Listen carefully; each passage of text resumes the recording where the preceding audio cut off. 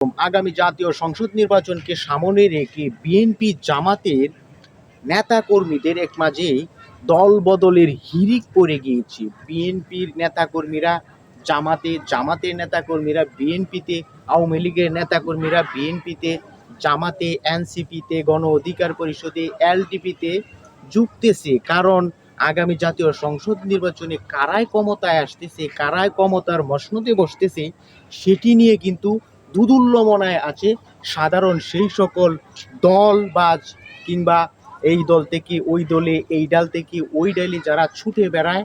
কারণ তারা কিন্তু স্বার্থান্বেষী। আমি বলবো আসলে দল পরিবর্তন করবে, আমার এই দল ভালো লাগে না, ওই দলে যাব, কিন্তু দলের দুর্দিনে অন্য একটি দলের সুদিন যখন আসবে, বসন্তের কোকিলের মতো কুহু কুহু করে আপনি ওই দলের ভিড়বেন এবং আপনারা পদবি নিয়ে বসে থাকবেন।